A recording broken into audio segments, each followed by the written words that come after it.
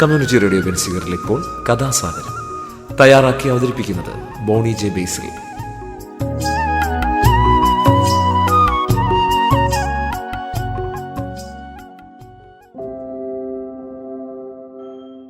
നമസ്കാരം പ്രിയ ശ്രോതാക്കളെ, ഞാൻ ബോണിയാണ്. കഥാസാഗരത്തിൻ്റെ ഏറ്റവും പുതിയ എപ്പിസോഡിലേക്ക് ഏവരെയും സ്വാഗതം ചെയ്യുന്നു. കഥാസാഗരം കഥകളുടെ പരിപാടിയാണ്. ഓരോ എപ്പിസോഡിലും ഓരോ കഥ കേൾക്കാം. നാടോടി കഥകളും മുത്തശ്ശി കഥകളും ഇതിഹാസങ്ങളും പുരാണങ്ങളും ഐതിഹ്യങ്ങളും എല്ലാം കടന്നു വരുന്നു. അപ്പോൾ ഇന്ന് നമുക്കൊരു മുത്തശ്ശി കഥ കേൾക്കാം. പല ദേശങ്ങളിലെ മുത്തശ്ശി കഥകൾ എന്ന് പറഞ്ഞ പുസ്തകത്തിൽ നിന്നെടുത്ത് ചെറിയൊരു മുത്തശ്ശി കഥ നമുക്ക് കേട്ടിട്ട് മടങ്ങി വരാം. വളയനും നീളനും അയൽവാസികളാണ്. പേര് കേൾക്കുമ്പോൾ നിങ്ങൾക്ക് മനസ്സിലായി കാണും, ഇവർ പാമ്പുകളാണ്. രണ്ട് മുട്ടൻ പാറകളുടെ അടിയിലായിരുന്നു ഈ രണ്ട് പാമ്പുകളുടെയും താമസം. വളയൻ നല്ലവനും ശാന്തനുമാണ്. എന്നാൽ നീളൻ അങ്ങനെയല്ല, മഹാപോക്കിരിയാണ്. തൻ്റെ കൂർത്ത മൂർത്ത പല്ലുകളെക്കുറിച്ചും നീണ്ടു തടിച്ച വാലിനെക്കുറിച്ചും വീമ്പ് പറഞ്ഞു നടക്കലാണ് അവൻ്റെ പതിവ്. നീളൻ തൻ്റെ പാർപ്പിടം നേടിയതും ഒരു പരാക്രമത്തിലൂടെയാണ്. അവൻ്റെ മാളം ഒരു നീരാളിയുടേതായിരുന്നു. നീളൻ തനിക്കൊത്ത ഒരു താമസ സ്ഥലം തേടി നടക്കുമ്പോഴായിരുന്നു മുഖാമുഖം നോക്കി നിൽക്കുന്ന മുട്ടൻ പാറകൾ കണ്ടത്. പാറകൾക്കിടയ്ക്ക് നല്ല തെളിഞ്ഞ വെള്ളമായിരുന്നു.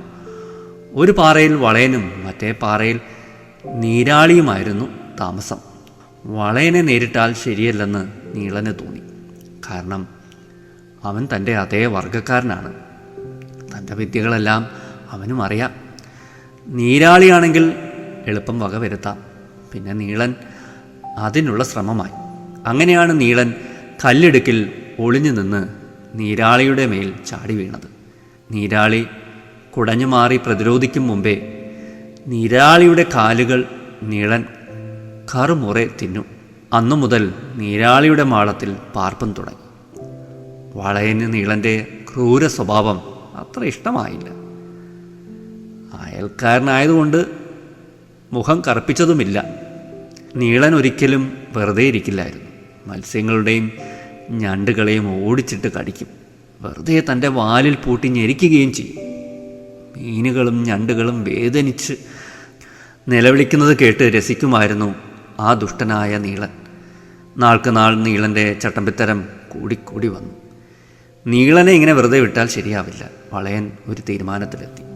വളയൻ കുറച്ചപ്പുറത്ത് നിൽക്കുന്ന നീരാളിയെ തേടിച്ചെന്ന് കാര്യങ്ങൾ വിശദമായി ധരിപ്പിച്ചു. നീളനെ ഇങ്ങനെ വെറുതെ വിടരുത്. ഇത് കേട്ട് നീരാളി പറഞ്ഞു, വളയാ, നീ പറയുന്നത് ശരിയാണ്. അവനെ ഇങ്ങനെ വിട്ടാൽ ശരിയാവില്ല. അവനെ ഒരു പാഠം പഠിപ്പിക്കണം. ഇതും പറഞ്ഞ് നീരാളി മനുഷ്യൻ കടലിലേക്ക് എറിഞ്ഞ ഒരു കാലി ഡപ്പി കൊണ്ടുവന്നു. അതിൻ്റെ പുറകുവശത്ത് ഒരു ചെറിയ ദ്വാരമുണ്ടാക്കി. ദ്വാരത്തിലൂടെ നീളന് കടന്നു പോകാനാവില്ല. ചെറിയ മീനുകൾക്ക് നീന്തിപ്പോകാം. ഡപ്പി നീളൻ്റെ മാളത്തിനടുത്തായി സ്ഥാപിച്ച് നീരാളിയും വളയനും ഒളിച്ചിരുന്നു. നീരാളിയുടെ നിർദ്ദേശപ്രകാരം ഒരു കുഞ്ഞൻ മീൻ നീളൻ്റെ മാളത്തിൻ്റെ മുന്നിലൂടെ നീന്തി. നീളൻ മീനിനെ പിടിക്കാൻ ഒരു ചാട്ടം ചാടി. ഉടൻ കുഞ്ഞൻ മീൻ ഡപ്പിയിലേക്ക് ഓടിക്കയറി. പുറകെ നീളൻ. തക്കം നോക്കി നിന്ന നീരാളി ഡപ്പിയുടെ മൂടടച്ചു പൂട്ടി. കുഞ്ഞൻ മീൻ ചെറിയ ദ്വാരത്തിലൂടെ രക്ഷപ്പെട്ടു. നീളനെ വളയനും നീരാളിയും ചേർന്ന് പുറം കടലിലേക്ക് തള്ളിയിട്ടു. അങ്ങനെ നീളനെ കൊണ്ടുള്ള ശല്യം എന്നേക്കുമായി അവസാനിച്ചു. ഇതാണ് കഥ. ഇത് ലക്ഷദ്വീപിൽ നിന്നുള്ളൊരു കഥയാണ്. ചെറിയൊരു കഥ. ഞാൻ ആദ്യമേ പറഞ്ഞു ചെറിയൊരു കഥയാണെന്ന്. പെട്ടെന്ന് അവസാനിച്ചു അല്ലേ?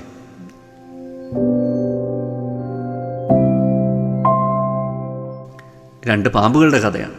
ഇതിനകത്ത് പറയുന്നത് പാമ്പുകൾ പരസ്പരം പോരാടില്ല അല്ലേ, അങ്ങനെ ഒക്കെ പറയുന്നുണ്ട്. ഇതിനകത്ത് നീളൻ വളയനെ വെറുതെ വിടുകയാണ്. കാരണം തൻ്റെ വർഗ്ഗക്കാരനാണ്. പക്ഷേ പാമ്പ് വർഗ്ഗം അങ്ങനെയല്ല കേട്ടോ. യഥാർത്ഥത്തിൽ രാജവെമ്പാലയൊക്കെ മറ്റ് പാമ്പുകളെയൊക്കെ ഭക്ഷിക്കും. അത് പാമ്പ് വർഗ്ഗത്തിൽപ്പെട്ടതാണ് എന്നൊന്നും ചിന്തയില്ല. അവരങ്ങനെ ഒരു ദാക്ഷിണ്യം കാണിക്കാറില്ല. അപ്പോൾ പാമ്പുകൾ പരസ്പരം കഴിക്കുന്ന കൂട്ടത്തിലാണ്, ഭക്ഷിക്കുന്ന കൂട്ടത്തിലാണ്. അപ്പോൾ ഈ കഥയിൽ അങ്ങനെയൊന്നുമല്ല. കഥയിൽ അങ്ങനെ ശാസ്ത്രമോ യുക്തിയോ അല്ലെങ്കിൽ അങ്ങനെയുള്ള കാര്യങ്ങളൊന്നും ഇല്ലല്ലോ, അല്ലെങ്കിൽ യാഥാർത്ഥ്യമോ ഒന്നുമില്ല. കഥ എപ്പോഴും സാങ്കല്പികമാണ്. ഈ കഥ വായിച്ചപ്പോൾ എനിക്ക് പറയാൻ തോന്നിയത്, ഈ വട്ട് കളിപ്പിക്കുന്ന മനുഷ്യരുണ്ട്, മനുഷ്യ ജീവിതങ്ങളെ ഇട്ട് പന്താടുന്നവരുണ്ട് അല്ലേ. മറ്റുള്ളവരുടെ ദുഃഖം ദുരിതവും കണ്ട് ആനന്ദിക്കുന്നവർ നമ്മുടെ ഇടയിലൊക്കെ ഉണ്ട് അല്ലേ. അതിൻ്റെയൊക്കെ ഒരു ചില അംശങ്ങൾ നമ്മളിലൊക്കെ ഉണ്ട്. അതിലില്ലാത്ത ആഹ്ലാദം പ്രകടിക്കുന്നവർ, മറ്റുള്ളവർ ദുഃഖിക്കുകയും വലയുകയും ഒക്കെ ചെയ്യുന്നത് കണ്ടിട്ട് ആഹ്ലാദിക്കുന്നവരുണ്ട്. ഒരു വ്യക്തിയെ വല വിരിച്ച് അതിൽ പെടുത്തിയിട്ട് ആ വ്യക്തിയെ കുറ്റവിചാരണ ചെയ്യുന്നവർ, അവൻ വലയിൽ കിടന്ന് കുരുങ്ങി ശ്വാസം മുട്ടുന്നത് കണ്ടിട്ട് ആഹ്ലാദിക്കുന്നവരുണ്ട്. ജൂദാസ് വെള്ളിക്കാശിനാണ് യേശുവിനെ ഒറ്റിക്കൊടുത്തത്. അപ്പോൾ നമ്മളിന്ന് ദുഃഖവാരമാണ്. ആ സമയത്ത് ഞാൻ പെട്ടെന്ന് ആ ഒരു ബിംബത്തിലോട്ട് കിടക്കുകയാണ്, ഈ ജൂദാസ് എന്ന് പറഞ്ഞൊരു ബിംബത്തിലോട്ട് അല്ലേ. അപ്പോൾ ആ പണത്തിന് വേണ്ടി ഒറ്റിക്കൊടുക്കുകയാണ്. യേശുക്രിസ്തു യാതന അനുഭവിക്കുകയാണ്, കുരിശിൽ കിടന്ന് ജീവൻ വെടിയുകയാണ്, വളരെ വേദന സഹിച്ചിട്ടാണ്. അപ്പോൾ അതൊക്കെ കണ്ട് ആഹ്ലാദിക്കുകയാണ് അല്ലേ. പക്ഷേ പശ്ചാത്തലമുണ്ട്, കുറച്ച് കഴിഞ്ഞ് അദ്ദേഹം പശ്ചാത്തപിക്കുന്നുണ്ട്. അപ്പോൾ ജൂദാസിൻ്റെ കഥയിൽ പറയുന്നത്, യേശുവിൻ്റെ കുരിശുമരണം കണ്ടിട്ട് അദ്ദേഹത്തിന് മനസ്താപം ഉണ്ടാവുകയാണ്, അദ്ദേഹം ദുഃഖിക്കുകയാണ്, അദ്ദേഹം തൻ്റെ പ്രവൃത്തിയിൽ ലജ്ജിക്കുകയാണ്, വല്ലാത്ത ഒരു ആത്മനിന്ദയൊക്കെ തോന്നുകയാണ്, തന്നോട് തന്നെ അല്ലാത്തൊരു വെറുപ്പും ദേഷ്യവും സങ്കടവും ഒക്കെ തോന്നുകയാണ് ഇങ്ങനൊരു കർമ്മം നിർവഹിച്ചതിന്. അദ്ദേഹം ആ വെള്ളിക്കാശ് തിരികെ ഏൽപ്പിച്ചിട്ട് അദ്ദേഹം തൂങ്ങി മരിക്കുകയാണെന്നാണ് ബൈബിളിൽ പറയുന്നത്. എനിക്ക് തോന്നുന്നത് മാത്യുവിൻ്റെ ലേഖനത്തിൽ അത് നമുക്ക് കാണാൻ പറ്റും. പിന്നെയും മരണത്തെക്കുറിച്ച് വേറെയും വിവരണങ്ങൾ ബൈബിളിൽ നമുക്ക് കാണാം. ഒരു വയൽ മേടിച്ചിട്ട് അവിടെ അദ്ദേഹം വീണ് മരിക്കുന്നതും അല്ലേ, വയറ് പിളർന്നും മരിക്കുന്നതും ഒക്കെ പറഞ്ഞ് അങ്ങനെ വ്യത്യസ്തമായ നറേറ്റീവ്സ് എന്നതുണ്ട്. അപ്പോൾ ഞാൻ അതൊന്നുമല്ല പറയാൻ ഉദ്ദേശിക്കുന്നത്, ബൈബിളിലെ ആ ഒരു സംഭവം കൂടി ഞാൻ ഈ അവസരത്തിൽ സൂചിപ്പിക്കുകയായിരുന്നു. അങ്ങനെ എത്രയോ പേർ അല്ലേ ഒറ്റക്കൊടുക്കുന്നവർ നമ്മുടെ സമൂഹത്തിലുണ്ട്. കാശിനും പദവിക്കും എന്തെങ്കിലുമൊക്കെ നേടാൻ വേണ്ടിയിട്ട് പരസ്പരം ഒറ്റിക്കൊടുക്കുന്നവർ, അതൊക്കെ ഇന്നും സമൂഹത്തിലുള്ളതാണ്. ഇത് എനിക്കൊന്ന് അവസാനം കടലിനെക്കുറിച്ചൊക്കെ ഈ കഥയിൽ പറയുന്നുണ്ട്. ഈ കടലിനെക്കുറിച്ചുള്ള പരാമർശം വന്നപ്പോൾ എനിക്ക് കടലിനെക്കുറിച്ചൊന്ന്, കടലിൽ മല്ലിടുന്ന മത്സ്യത്തൊഴിലാളികളെക്കുറിച്ച് പറയണമെന്ന് എനിക്കൊരു ആഗ്രഹം തോന്നി. കഴിഞ്ഞ 9 വർഷത്തിനിടെ ആഴക്കടലിൽ ജീവൻ പൊലിഞ്ഞത്, അല്ലെങ്കിൽ ആ വെള്ളത്തിൽ അല്ലെ ആ സമുദ്രത്തിൻ്റെ കടലിൻ്റെ ആഴത്തിലേക്ക് പതിച്ചത് 453 മത്സ്യത്തൊഴിലാളി കുടുംബങ്ങളുടെ കണ്ണീരാണ്. അതായത് 2016 മുതൽ 2024 മെയ് വരെയുള്ള കാലയളവിൽ 1833 മത്സ്യബന്ധന യാനങ്ങൾ അപകടത്തിൽപ്പെട്ടു. 343 മത്സ്യത്തൊഴിലാളികൾക്ക് ജീവൻ നഷ്ടമാകുകയും 110 പേരെ കാണാതാവുകയും ചെയ്തതായാണ് ഫിഷറീസ് വകുപ്പിൻ്റെ കണക്കുകൾ പറയുന്നത്. അങ്ങനൊരു കണക്കാണ് നമ്മുടെ മുന്നിൽ നിൽക്കുന്നത്. അപ്പോൾ അതിൻ്റെ അടിസ്ഥാനത്തിലാണ് ഞാൻ ഈ ഇത്രയും പേർ നമുക്ക് നഷ്ടപ്പെട്ടെന്ന് വ്യക്തമാക്കിയത്. അപ്പോൾ ഇതിനു ശേഷവും അപകടങ്ങളൊക്കെ ധാരാളം ഉണ്ടായിട്ടുണ്ട്. ഞാൻ പെട്ടെന്ന് കടലിൻ്റെ കാര്യം പറഞ്ഞപ്പോൾ ഒന്ന് സൂചിപ്പിക്കുകയായിരുന്നു. നമ്മൾ എല്ലാ ദിവസവും ഭക്ഷിക്കുന്ന ഒരു വിഭവമാണ് മത്സ്യം. അത് നമ്മുടെ കരയ്ക്ക് എത്തിക്കുവാൻ അല്ലേ പാടുപെടുന്ന എത്രയോ മത്സ്യത്തൊഴിലാളികളുണ്ട്. അപ്പോൾ അവരുടെ ഒരു വേദന ഇങ്ങനെയൊക്കെയാണ് അല്ലേ, അവരുടെ ഒരു സാഹസികത നിറഞ്ഞൊരു ജീവിതമാണ്. അവരുടെ ഇടയിലുള്ള എത്രയോ പേർ അങ്ങനെ അവർക്ക് നഷ്ടമാവുന്നുണ്ട്. ഈ മത്സ്യബന്ധനത്തിൽ ഏർപ്പെട്ട് എത്രയോ പേർ നമ്മളിൽ നിന്നൊക്കെ വിട്ടുപോകുന്നുണ്ട്. അപ്പോൾ ജസ്റ്റ് ഒന്ന് അതിലോട്ടൊക്കെ ഒന്ന് ശ്രദ്ധ തിരിച്ചതാണ് ഞാൻ ഈ അവസരത്തിൽ. അപ്പോൾ ഈ അപകടങ്ങളുടെ കണക്ക് നമ്മൾ നോക്കിക്കഴിഞ്ഞാൽ തിരുവനന്തപുരം 320, കൊല്ലം 349, ആലപ്പുഴ 197, എറണാകുളം 389, മലപ്പുറം 125, തൃശ്ശൂർ 118, കോഴിക്കോട് 240, കണ്ണൂർ 49, കാസർഗോഡ് 46 എന്നിങ്ങനെയാണ് മത്സ്യബന്ധന അപകടത്തിൽപ്പെട്ട ഈ ആനകളുടെ എണ്ണം. ഞാൻ ഈ ആനകളുടെ എണ്ണമാണ് ഈ പറഞ്ഞത്. ഓഖി ചുഴലിക്കാറ്റുണ്ടായ 2017 ഏറ്റവും അധികം ആളുകൾ അപകടത്തിൽ മരണപ്പെട്ടതും കാണാതായതും. അപ്പോൾ ഞാൻ നേരത്തെ കാണാതായവരെക്കുറിച്ച് ഞാൻ നേരത്തെ സൂചിപ്പിച്ചിരുന്നു. 80 പേർ മരണപ്പെടുകയും 97 പേരെ കാണാതാവുകയും ചെയ്തു എന്നാണ് കണക്കുകൾ സൂചിപ്പിക്കുന്നത്. അപ്പോൾ നമുക്ക് 97 പേരെന്ന് പറയുമ്പോൾ അവരൊന്നും തിരിച്ചു വന്നിട്ടില്ല.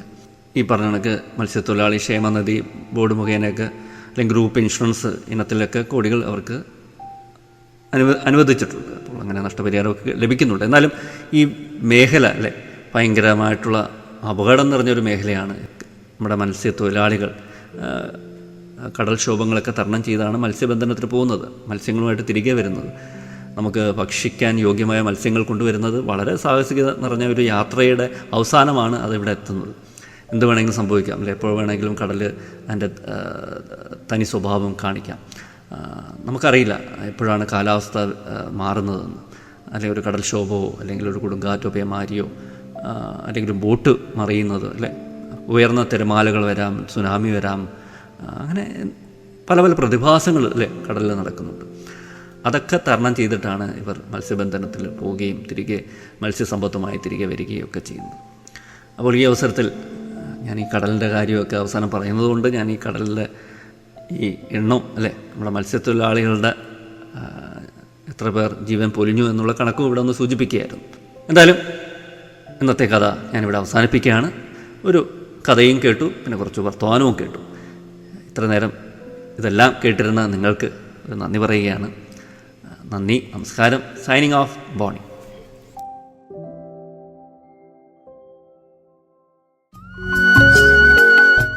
കമ്മ്യൂണിറ്റി റേഡിയോ ബെൻസിഗറിൽ നിങ്ങളിപ്പോൾ കേട്ടത് കഥാസാഗരം.